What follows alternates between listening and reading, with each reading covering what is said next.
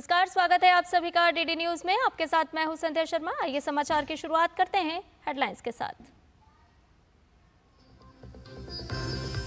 देश में अब वामपंथी उग्रवाद का खात्मा तय। केंद्रीय गृह मंत्री अमित शाह ने एक समाचार पत्र को दिए साक्षात्कार में कहा, रूथलेस अप्रोच के साथ वामपंथी उग्रवाद के पूरे इकोसिस्टम को करना होगा ध्वस्त।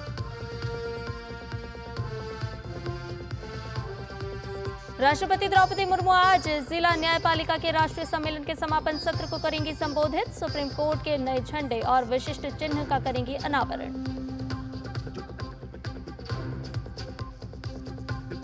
उत्तरी आंध्र प्रदेश और दक्षिण ओडिशा में बंगाल की खाड़ी पर बने दबाव से बारिश होने की संभावना। मौसम विभाग का गुजरात, महाराष्ट्र और कर्नाटक के तटवर्ती इलाकों में तेज बारिश का अलर्ट। देश भर में राष्ट्रीय पोषण माह आज से शुरू, सभी के लिए पौष्टिक आहार। इस थीम के साथ 30 सितंबर तक चलेगा अभियान। कुपोषण को मिटाना अभियान का उद्देश्य।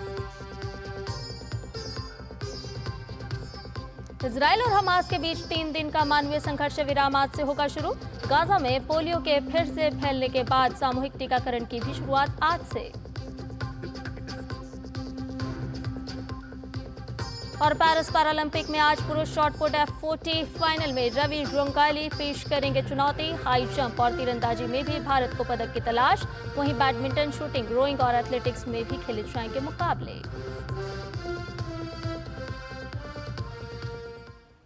और अब खबरें विस्तार के साथ। केंद्रीय गृह मंत्री अमित शाह ने दैनिक समाचार पत्र हरिभूमि को साक्षात्कार दिया है। गृह मंत्री अमित शाह ने कहा कि 2014 में जब मोदी जी प्रधानमंत्री बने, तब से उन्होंने पूर्वोत्तर भारत, वामपंथी उग्रवाद क्षेत्र और जम्मू कश्मीर में समानांतर काम किए। सरकार के प्रयास से कुल हिंसक घटनाओं में 60% की कमी आई और कुल मृत्यु में 71% की कमी आई। गृह मंत्री ने कहा कि जम्मू कश्मीर से आर्टिकल 370 हटाकर आतंकवाद के फलने फूलने के रास्ते बंद हो गए हैं। इस कारण वहां साल 2023 में रिकॉर्ड 2 करोड़ से अधिक पर्यटक आए और 33 साल बाद सिनेमा हॉल खुले।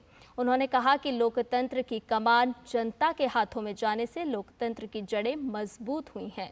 जम्मू कश्मीर की संस्कृति आज फिर फलने फूलने लगी है। अमित शाह ने कहा कि आज जम्मू देश का एकमात्र शहर है जहां IIT, IIM और उन्होंने वामपंथी उग्रवाद पर कहा कि मोदी सरकार रूथलेस अप्रोच के साथ वामपंथी उग्रवाद के पूरे इकोसिस्टम को ध्वस्त कर रही है।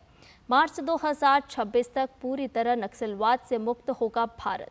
केंद्रीय गृह मंत्री ने साक्षात्कार में कहा कि आज केंद्रीय बल न केवल माओवादियों से लड़ रहे हैं, बल्कि विकास की गतिविधियों की निगरानी भी कर रहे हैं। इधर नई दिल्ली के भारत मंडपम में जिला न्यायपालिका के राष्ट्रीय सम्मेलन का आज दूसरा और आखिरी दिन है। राष्ट्रपति द्रौपदी मुर्मू आज सम्मेलन के समापन सत्र को संबोधित करेंगी। सुप्रीम कोर्ट के नए झंडे और विशिष्ट चिन्ह यानी इंसिग्निया का भी वो अनावरण करेंगी। सर्वोच्च न्यायालय द्वारा आयोजित इस 2 दिवसीय सम्मेलन में 5 कार्य सत्रों का आयोजन किया जा रहा है, जिसमें जिला न्यायपालिका से संबंधित विषयों जैसे कि इंफ्रास्ट्रक्चर और मानव संसाधन, सभी के लिए समावेशी न्यायालय, न्यायिक सुरक्षा और न्यायिक कल्याण, मामला प्रबंधन और न्यायिक प्रशिक्षण पर विचार विमर्श और चर्चा की जा रही है।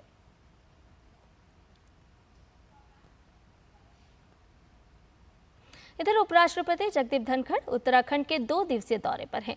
उपराष्ट्रपति आज देहरादून स्थित राष्ट्रीय भारतीय सैन्य महाविद्यालय का दौरा करेंगे। वहीं उपराष्ट्रपति ऋषिकेश में एम्स का दौरा भी करेंगे, जहां वो संस्थान के छात्रों और संकाय सदस्यों से बातचीत करेंगे। अपने दौरे के पहले दिन उपराष्ट्रपति ने उत्तराखंड के देहरादून में स्थित वैज्ञानिक और औद्योगिक अनुसंधान परिषद, भारतीय पेट्रोलियम संस्थान के वैज्ञानिकों, छात्रों और संकाय सदस्यों को संबोधित किया और उनसे बातचीत भी की।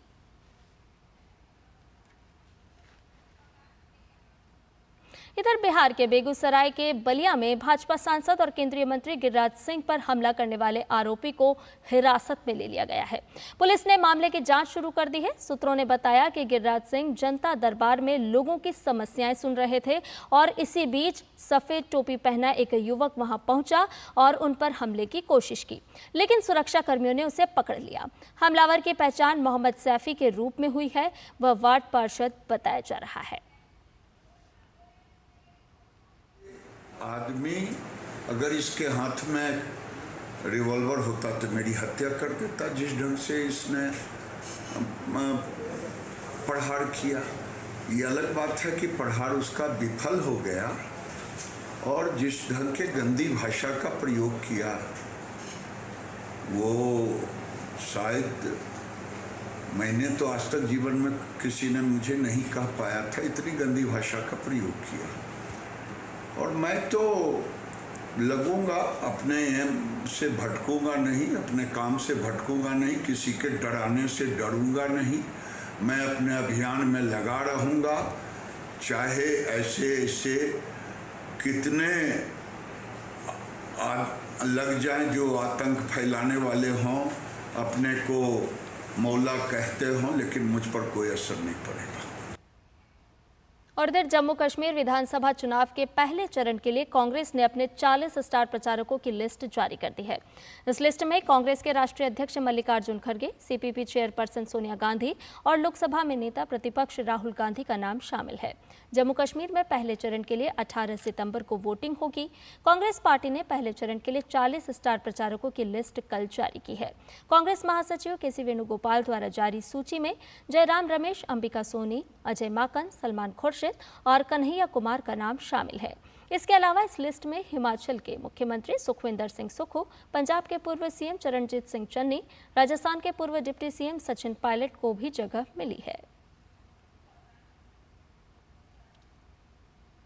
हरियाणा विधानसभा चुनाव की तारीख में बदलाव कर दिया गया है। जहां पहले 1 अक्टूबर को चुनाव होना था, वहीं अब मतदान 5 अक्टूबर को होगा। चुनाव के लिए नोटिफिकेशन 5 सितंबर को जारी किया जाएगा। जम्मू कश्मीर और हरियाणा में मतगणना 8 अक्टूबर को होगी। हालांकि जम्मू कश्मीर में मतदान की तारीखों में कोई परिवर्तन नहीं किया गया है। हरियाणा में चुनाव आयोग ने यह फैसला बिश्नोई समुदाय के मताधिकार और परंपराओं दोनों का सम्मान करने के लिए लिया है। निर्वाचन आयोग ने कहा कि आयोग ने गुरु जंभेश्वर की याद में आसोज अमावस्या उत्सव समारोह में भाग लेने की सदियों पुरानी प्रथा को बरकरार रखा है और यही वजह है कि चुनाव की तारीख में बदलाव हुआ।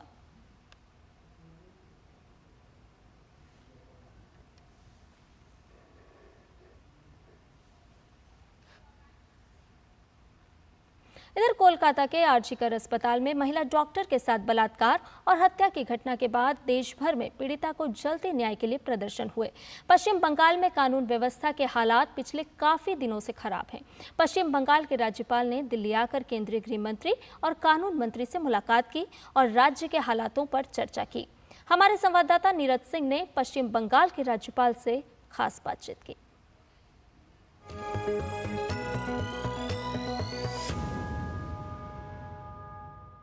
पश्चिम बंगाल में कानून व्यवस्था कैसी है, ये स्थिति किसी से छुपी नहीं है। लोग लगातार न्याय के लिए प्रदर्शन कर रहे हैं। पश्चिम बंगाल के गवर्नर दिल्ली पहुंचते हैं। दिल्ली में गृह मंत्री से उन्होंने मुलाकात करी है, कानून मंत्री से उन्होंने मुलाकात करी है और पश्चिम बंगाल के हालातों के बारे में उनको बताया। सर, पश्चिम बंगाल में किस तरह की स्थिति है, लॉ एंड ऑर्डर किस तरह का है, क्योंकि लोग अभी भी सड़कों पर हैं। लोग परेशान हैं। हजारों की तादाद में लोग, सामान्य लोग, आम आदमी सड़क में आता है। उसमें डॉक्टर लोग हैं, नर्सेस है, पैरामेडिकल स्टाफ है, आम आदमी है, टीचर्स है, पेरेंट्स है, दुनिया समाज के सारे तरफ आंदोलन हो रहा है। उन्होंने पूछता है, प्रशासन से पूछता है, मुख्यमंत्री से पूछता है, गवर्नमेंट से पूछता है, राज्यपाल से पूछता है, हमें न्याय चाहिए, हमें न्याय चाहिए। मैंने ये डॉक्टर के पेरेंट्स से मिला, माँ का आंसू मैंने देखा, दुख मैंने सुना। उन्होंने मुझे एक खत दिया। वो खत हृदय रक्त से लिखा हुआ खत है। क्या था सर उस खत में, क्या लिखा उन्होंने?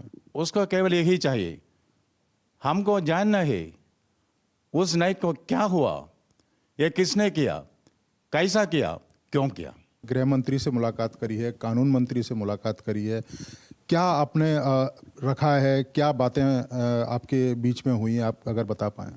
बंगाल के बारे में खूब डिस्कशन किया। क्या क्या डिस्कस किया वो अभी के लिए कॉन्फिडेंशियल रहेगा। दूसरा सर, अभी देखें कि पश्चिम बंगाल में लोग जिस तरह से प्रदर्शन कर रहे हैं, उनका ये कहना है कि ना तो सीएम उनको न्याय दे पा रही है और ना पुलिस उनको न्याय दे पा रही है। इसको लेकर सबसे ज़्यादा वो प्रदर्शन कर रहे हैं। मुख्यमंत्री से, प्रशासन से लोग एक्सपेक्टेशन ये है, हमको सुरक्षा दो, प्रोटेक्शन दो। ये हम प्रशासन प्रोटेक्शन नहीं देता, प्रोटेस्ट करता है, मुख्यमंत्री प्रोटेस्ट करता है सड़क में। मुझे कोई पता नहीं क्या हो रहा है। कानून व्यवस्था और संविधान, ये दोनों वह हम ठीक से रखे नहीं होता है।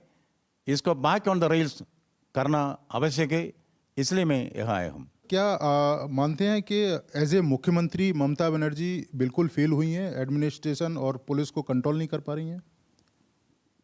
ये तो राज्यपाल के नाते मैं पब्लिक ने नहीं कर सकूँगा, पर हमको मालूम है कलकत्ता हाईकोर्ट ने क्या कहा।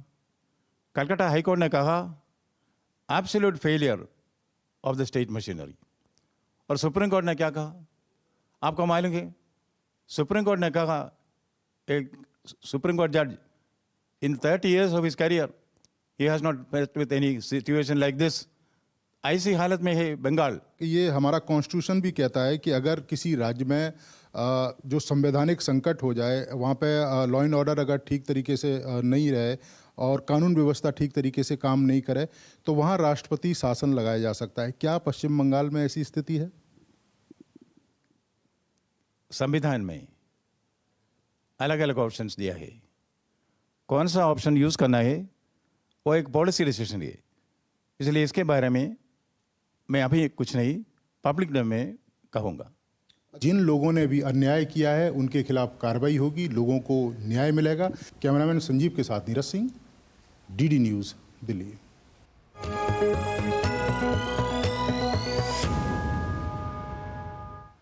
और इधर महिला एवं बाल विकास मंत्रालय आज से 30 सितंबर तक 7वां राष्ट्रीय पोषण माह मना रहा है। इस वर्ष इसका उद्देश्य कुपोषण से व्यापक रूप से निपटना है।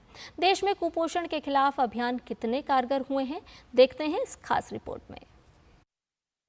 राष्ट्रीय पोषण माह भारत सरकार की प्रमुख पहल है, जिसका उद्देश्य गर्भवती महिलाओं, स्तनपान कराने वाली माताओं, किशोरियों और 6 वर्ष से कम उम्र के बच्चों के लिए पोषण के महत्व को समझाना है। हर साल राष्ट्रीय पोषण सप्ताह के लिए एक विशेष थीम निर्धारित की जाती है, जो पूरे सप्ताह के दौरान होने वाली गतिविधियों और कार्यक्रमों की दिशा निर्धारित करती है। 2024 में राष्ट्रीय पोषण माह की थीम है सभी के लिए पौष्टिक आहार। आज पोषण माह की शुरुआत हम कर रहे हैं। आज के इस पावन अवसर पर हम आप सब से यह आग्रह भी करेंगे कि हम इसको जन जन तक, ये जन जागरूकता का अभियान है, तो जन जन तक पहुंचाने में आप अपनी प्रतिबद्धता को भी दर्शाएंगे। जैसा हम सभी जानते हैं, हमारे उपनिषद में भी लिखा है, आहार सद्धो सत्व सद्धि, यानी जब आहार हमारा शुद्ध होगा तो हमारी चेतना भी शुद्ध होगी। महिला एवं बाल विकास मंत्रालय पूरे सितंबर 2024 को 7वां राष्ट्रीय पोषण माह मना रहा है। पोषण माह में मानव जीवन के महत्वपूर्ण चरणों गर्भावस्था, शिशुअवस्था, बचपन और किशोरावस्था के बारे में व्यापक जागरूकता पैदा की जाती है। अभियान को देश के सभी हिस्सों और समुदायों तक पहुंचाने के लिए पूरे माह तक विशेष अभियान चलाया जाता है, जिसमें सक्षम आंगनबाड़ी बनाने का लक्ष्य भी शामिल है। जो हमारा मुख्य रूप से जो आयाम है इस पोषण माह का, एनीमिया पर जागरूकता, ग्रोथ मॉनिटरिंग, पोषण भी पढ़ाई भी, सही पूरक आहार, टेक्नोलॉजी आधारित पोषण। तो इसको हम कैसे नीचे स्तर तक आंगनबाड़ी केंद्रों के माध्यम से इस पोषण अभियान को जन जन पहुंचाने का हमें संकल्प हमने उठाया है। आंकड़ों की बात करें तो महिला एवं बाल विकास मंत्रालय ने कुपोषण के खिलाफ लड़ाई के लिए कई योजनाएं चलाई है। इन योजनाओं में मिशन पोषण 2.0, एकीकृत बाल विकास सेवा योजना, प्रधानमंत्री मातृ वंदना योजना, मध्याह्न भोजन योजना, किशोर बालिकाओं के लिए योजना, मां का पूर्ण स्नेह कार्यक्रम और पोषण वाटिकाएं शामिल हैं। इसके अलावा ग्रामीण क्षेत्रों में स्वास्थ्य सेवाओं के विस्तार, आंगनबाड़ी में कुपोषित बच्चों का आंकड़ा तैयार करने, स्वास्थ्य के क्षेत्र में खर्च को बढ़ावा देने और पोषण कार्यक्रमों को जन जन तक पहुंचाने सहित पोषक तत्वों से भरपूर खाद्य पदार्थों के उपयोग पर खास जोर दिया गया है। धीरज कुमार के साथ कुमार आलोक की रिपोर्ट, डीडी न्यूज। इधर सीमा सुरक्षा बल और राज्य रेलवे पुलिस जीआरपी ने त्रिपुरा में अवैध रूप से प्रवेश करने के आरोप में बांग्लादेश के 7 नागरिकों और 2 रोहिंग्याओं को गिरफ्तार किया है। सीमा सुरक्षा बल के प्रवक्ता ने कहा कि त्रिपुरा के खोवाई जिले में रंगीचेरा सीमा पर एक महिला और एक बच्ची सहित 3 बांग्लादेशी नागरिकों को हिरासत में लिया गया है। गिरफ्तार लोगों से मिली जानकारी के आधार पर उनके 2 अन्य सहयोगियों को बागीचेरा गांव से 2 अन्य बांग्लादेशी नागरिकों और एक दलाल को गिरफ्तार किया गया। एक अन्य घटना में राजकीय रेलवे पुलिस ने शुक्रवार रात अगरतला रेलवे स्टेशन से एक महिला सहित 2 रोहिंग्याओं को गिरफ्तार किया था। पिछले 3 महीनों में अवैध रूप से भारतीय क्षेत्र में प्रवेश करने के आरोप में अगरतला और अन्य स्थानों से 310 से ज्यादा बांग्लादेशी नागरिकों और 34 रोहिंग्याओं को गिरफ्तार किया गया है। इधर उत्तर प्रदेश के बहराइच में भेड़ियों का खौफ कम नहीं हो रहा है। बहराइच में भेड़ियों द्वारा 8 लोगों को मारे जाने के बाद वन विभाग की टीम ने अब तक 4 भेड़ियों को पकड़ लिया है, लेकिन जिले के 35 से ज्यादा गांव के हजारों ग्रामीण अभी भी दहशत के माहौल में हैं। अभी 2 भेड़ियों को पकड़ा जाना बाकी है। भेड़ियों को पकड़ने के लिए ड्रोन कैमरों की मदद ली जा रही है। बहराइच डिवीजन के वन सीईओ अभिषेक सिंह ने कहा कि दोनों भेड़ियों को वहीं ट्रेस किया गया है। उम्मीद है कि आज से कल तक भेड़ियों को पकड़ लिया जाएगा। हमारी पूरी टीम डीएफओ सर के गाइडेंस में सारी टीम यहाँ उपस्थित होने वाली है और ड्रोन चला के डिटेक्ट भी हुआ है कि ये जो एक टापू आप लोगों को कई दिनों से रिपोर्टिंग कर रहे हैं पता है, टापू पे डिटेक्ट हुआ है, वहीं पे ऑपरेशन चलाया जाएगा। में भी पॉसिबिलिटी है कि आज या कल में हमारे डीएफओ सर बहुत जी जान से पूरी टीम लगी हुई, CCF madam, CF sir continue रात में भी गश्त कर रहे थे, तो सारे लोग लगे हुए हैं। आज या कल में पकड़ा जाएगा। पुलिस का सहयोग तो बहुत अच्छा रहा है। ये हमारी पूरी टीम पुलिस की ही है, ये हमारे फॉरेस्ट के साथी हैं, सारे लोग लगे हुए हैं। इधर बिहार के बक्सर में पुलिस को बड़ी सफलता मिली है। भोजपुर के चंदा गांव के एक घर में अवैध रूप से संचालित मिनी गन फैक्ट्री में छापेमारी कर पुलिस ने भंडाफोड़ किया, जिसमें से 7 आरोपियों को गिरफ्तार कर लिया गया है। साथ ही अवैध हथियार बनाने में इस्तेमाल होने वाली सामग्री और हथियार भी बरामद किए गए हैं। वहीं अवैध हथियार के इस खेल में और कौन-कौन लोग शामिल हैं, इस संबंध में पुलिस आरोपियों से पूछताछ कर मामले की जाँच कर रही है।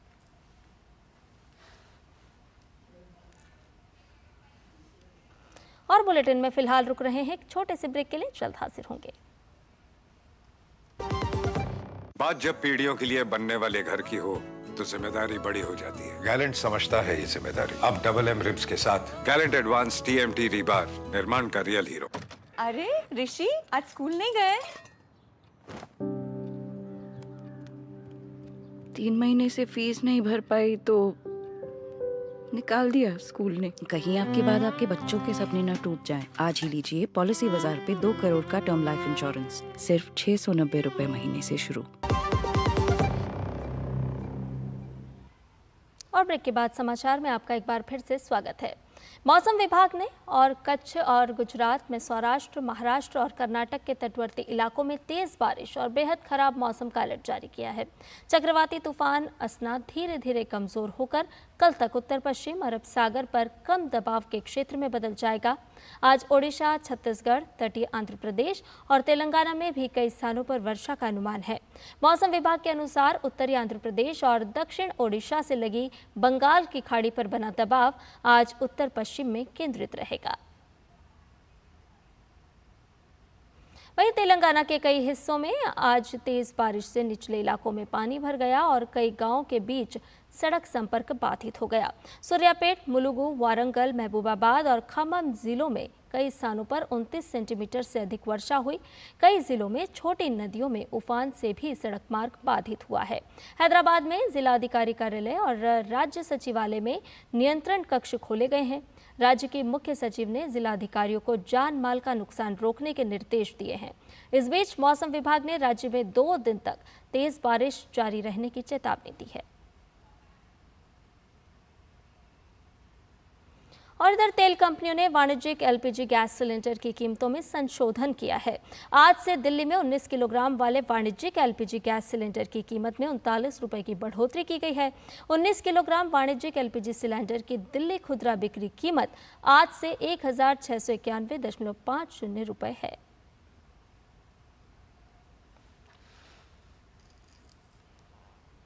इधर जम्मू कश्मीर अपनी खूबसूरती के लिए विश्व प्रसिद्ध है।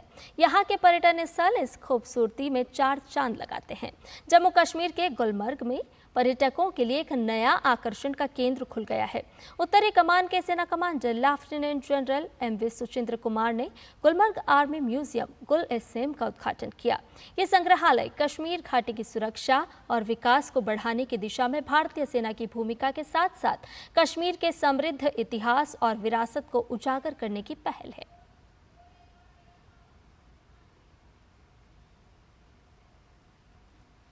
हिस्ट्री बताता है 1947 में जब यहाँ आर्मी कश्मीर में आए, उसके बाद जो है ऑपरेशन हाजी पीर हुआ 1965 का, फिर 71 का भी, और जो ऑपरेशन वगैरह हो रहे हैं कश्मीर में, तो उसमें जो लोग जिन लोगों ने सेक्रीफाइस किया है उनके भी यहाँ डिस्प्ले, करगिल वार का भी इसमें दिखाया गया है। काफ़ी डिटेल हिस्ट्री बताई गई है इसमें। तो जो भी कोई बाहर से आएगा उसको कहीं और जाने की ज़रूरत नहीं, इसमें पूरी इन्फॉर्मेशन है इस म्यूज़ियम में। गुलमर्ग की ऐसी डेस्टिनेशन पर, जो टूरिस्ट डेस्टिनेशन है, उस पर बनाया गया है। गुलमर्ग म्यूज़ियम जो है, इसकी इनाग्रेशन हमारी इंडियन आर्मी ने की है। तो मैं आपको इस म्यूज़ियम की एक ख़ास बात ये बताऊं कि इसके अंदर जो भी इंडो पाक वार हुई हैं 1947 टू लेकर आज तक, 1947 हो, 48 हो, 1965 हो, 1971 हो, 1999 करगिल वार हो। उधर गाजा में आज से पोलियो टीकाकरण अभियान शुरू हो जाएगा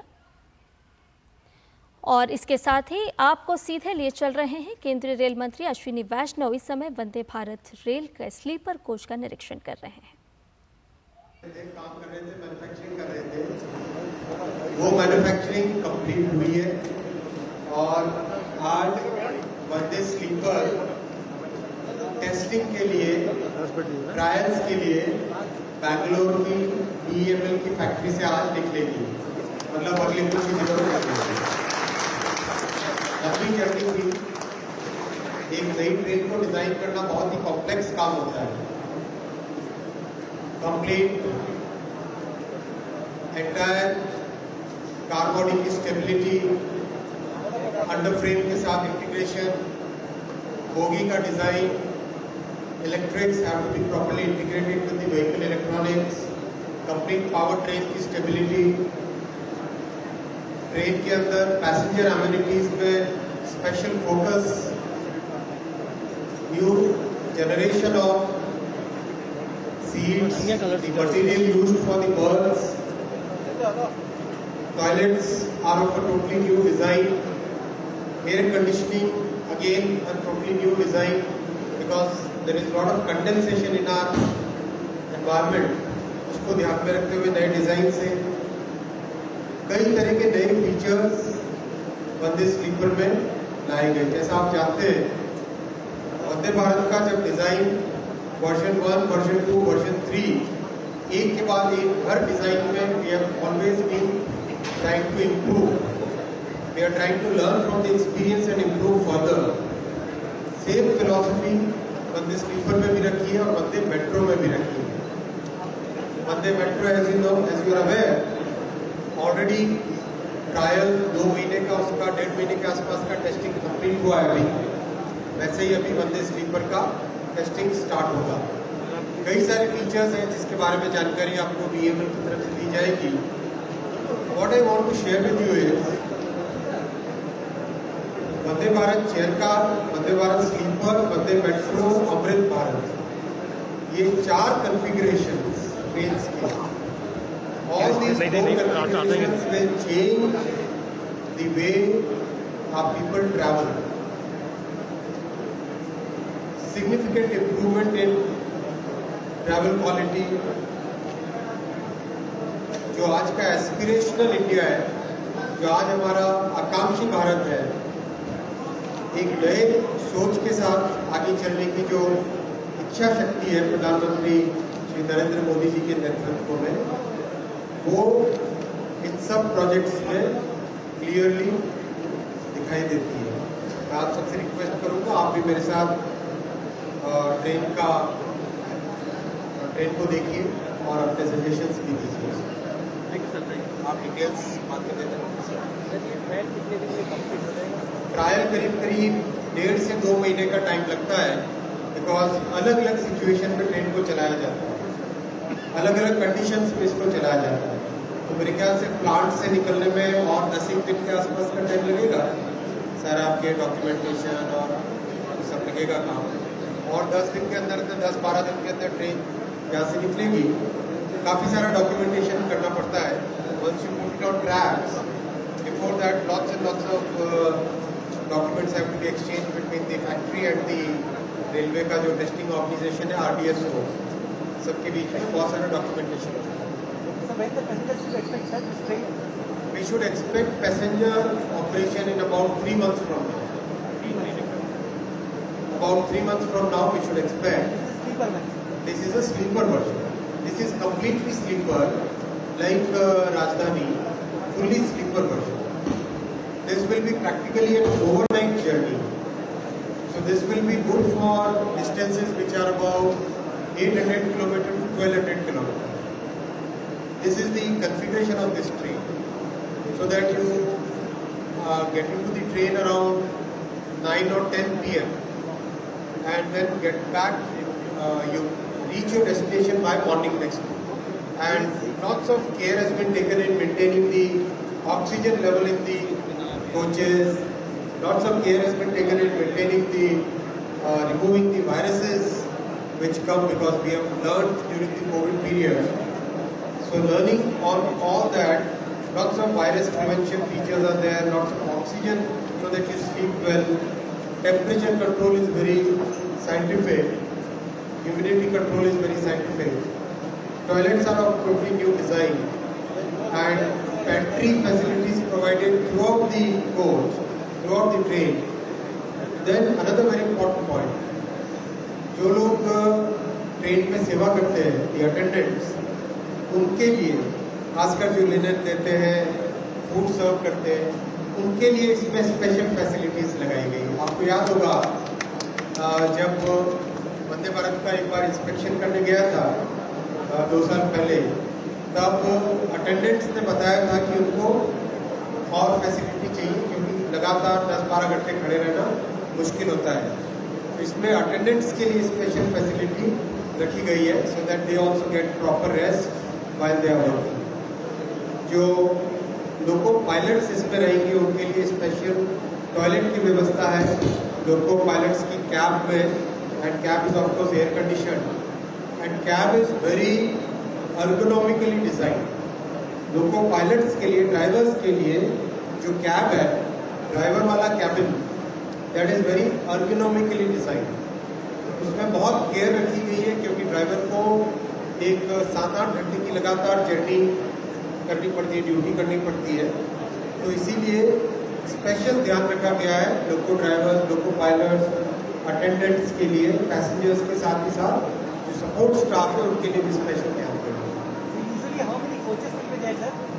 this is a 16 car configuration.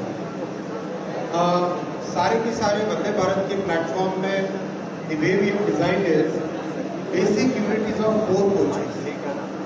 Basic unit is of 4 coaches. So you can have a train of 4 coaches, 8 coaches, 12 coaches, 16 coaches, 20 coaches, and 24 coaches. No. This is for all middle class families. This is for middle class families, and the entire fare structure will also be meant for middle class families.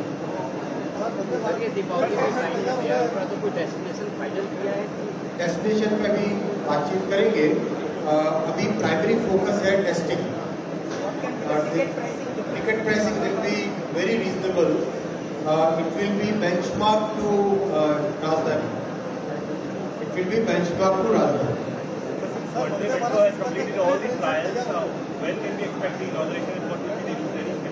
Vande metro की 2 गाड़ी पहले बनी है। We have manufactured 2 trains, and both the trains have passed the test trials, and very nice configuration is there, and the testing parameters have come out absolutely perfect. And now in the second train of Vande Metro, we are trying to upgrade the test parameters. all the basic parameters are done. Now we are trying to upgrade the test parameters, and we can say that within next 1 month, the first train should be inaugurated. See, we will be starting the serial manufacture. What we call, we do always first do the prototypes, then we test them, and once the prototypes are properly tested, then we start the series production. So series production we will start after say about 1.5 years from now. Once we start the series production, it will be like practically every month 2-3 trains will come out. Just like now Vande Bharat chair car is coming practically one every week. That kind of production level we will reach. I also want to share with you that Vande Bharat Karnataka has 9 Vande Bharat services now. Tamil Nadu has 8 Vande Bharat services now. Uttar Pradesh has 10 Vande Bharat services. So practically across the country, there is very good distribution of Vande Bharat services throughout the entire country. I also want to share with you that Karnataka has got record allocation for railway development this year. This is 9 times the allocation which used to be during the year 2014.